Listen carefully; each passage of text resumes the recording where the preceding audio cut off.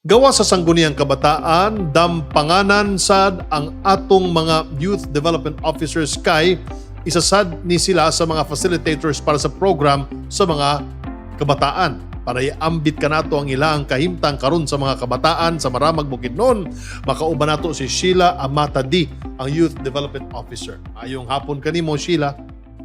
Anyag na hapon, kanimo Secretary Martin Andanar, maanyag na hapon sa tanan. Sheila, pwede nimo explain sa amo, give us an idea, unsa kalahian sa Youth Development Officer sa atong mga sangguniang kabataan? Okay, Secretary. No, isip usa ka Youth Development Officer dinhi sa lungsod sa Maramag. Kami dinhi nagasuporta sa tanan nga programa para sa atong mga kabatanunan. Kami naghatag og kadasig sa ilaha nga para ang ilang pakiglambigit sa tanang programa nga atong ginahatag para sa ilaha. Sa inyong advokasya, please share with us unsaon nato paglayo ang mga kabatanunan sa droga ug terorismo. Yes, Secretary. Dinhi sa lungsod sa Maramag, aduna kitay programa nga ginatawag nga Kabataan kontra Droga at Terorismo or KKDAT. Kini nga advokasya among gilungsad dinhi sa munisipyo, amo sa ginaog ngadto sa barangay level. No, dinhi sa lungsod sa Maramag aduna kami 20 ka barangay. Despite of this pandemic, no, among ginapalikamutan nga magpapadayon gihapon ang kani nga programa bisan na tuod limitado ang ato ang mga partisipante. Kini among ginasmutil sa ato ang mga kabatanunan unsa ang epekto sa illegal nga droga. Kaya kini dili lang makadaot sa ilang panglawas apan sa ilang reaksyon sa ilang pamilya, sa ilang edukasyon, labaw na sa ilang kaugmaon. Ingon usab ang amuang kampanya ngadto sa terorismo. Amo ginapadayag sa ilaha nga mapahilayo sila no sa pag-recruit no sa ato ang mga sa terorismo nga makumbinsi sila nga modapit diha kanila. Amo ang ginapadayag, ang amo ang suporta nga tanan nilang mga mulo o kabalaka aduna ang ato ang gobyerno aniya ang atong gobyerno naghatag og dako nga dalugan para maminaw ug muhatag sa ilahang mga kanang lunon. Unsa sa inyong programa ang pag-organisa sa out of school youth? Unsa kining mga programa na inyong gilatag para sa mga out of school youth sa Maramag? Yes, Secretary, dako kaayo ang gugma nga amo ang ginapadayag sa ato ang mga out of school youth. Dinhi sa lungsod sa Maramag, pinaagi sa ato ang opisina sa Municipal Social Welfare and Development, kani ang ginatawag nato nga Pag-asa Youth Association of the Philippines or PIAP. Sa amuang mga barangay dinhi sa Maramag, again we have dinakami 20 nga barangay tanan among ginpaningkamutan nga maorganisa.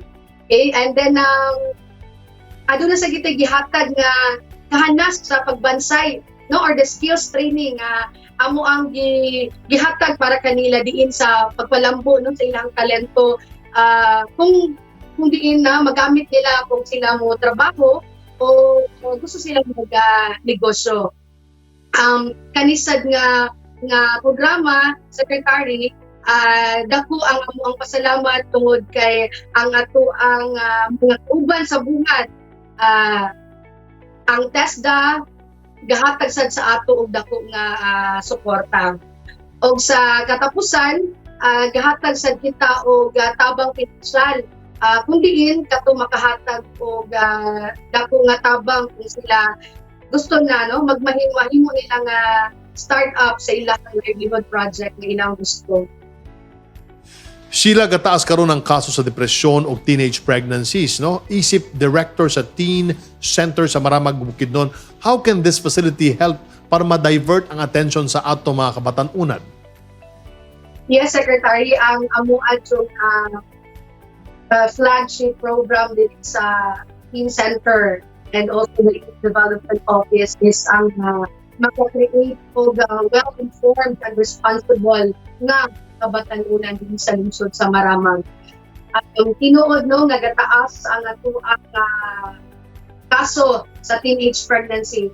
Kana nakit-an sa ato ang sa national level kay ang ato ang presidente mismo ang nag-reiterate ang ato ang programa mahitungod niini ato intensify ato yung paghalikon palahugon nato ang ato ang kampanya ni ang ato ang pasilidad dito sa lungsod sa Maramag dako siya tabang sa ato mga kabatanunan tungod kay kami naghahatag og counseling services kung aduna kitong mga kabatanunan nakita nato na naay mga problema sa depression or suicide no sa panahon karon sa pandemya nalimitahan kaayo ang ato ang kliyente human sa opisina apan nagunahon na kami og isang mga inobasyon ang among pagabuhaton ug kini mao ang pag-establish og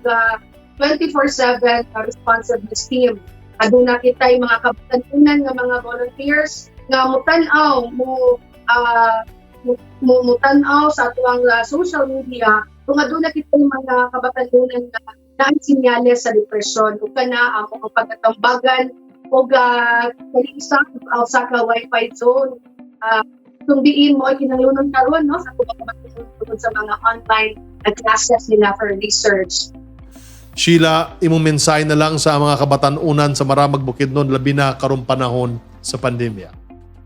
Yes, Secretary, alang sa tanang kabatanunan dili sa lungsod sa Maramag o sa tanang maminaw ni iandam no ipakita ang inyong kusog, ipaambit ang inyong tingog o hatagi o importansya ang inyong kagalingon na pahinayo sa dili maayong buluhaton nga magkadaot dili lang sa inyong panglawas apil sa inyong kaugmaon. Duyo ni ining pandemya nga atong ginakasinati karon kamo nga mga kabatanunan dako kaayo og partisipasyon sa atong katilingban. Unang no ang pagtuman sa atong balaod sa gobyerno nga ingon nga ginadili ang paggawas sa atong panimalay. So pagsunod sa mga protocol diin kinitanan no ang tumong regulating ato ang ginahimo karon sa ato ang panggobyerno is ang pagmanalipod sa inyong seguridad ug tagsa-tagsa ninyong mga kaluwasan. Mamahimo mong produktibo sa inyong mga panimalay. Panahon o sa pagkana nga makabanding mo sa inyong gikanan, sa inyong mga igsuon, pagtabang sa mga lupunon sa inyong panimalay.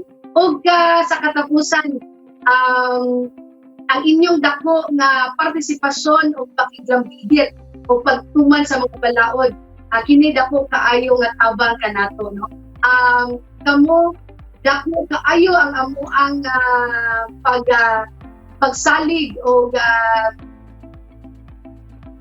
pagsalig sa ato ang sa ginaingon gatuop mo sa ginaingon na kapatid Sersa no ang ato ang yang moto ato ang kabatanunan ang pagkasa ng ating bayan kana nagatuop ko ana dako ang pagsalig ug pagtuo sa atong kabatanunan tungod kay kamo ang ato ang mga nation builders kamo ang mamahimong lideres at sa umaabot na panahon.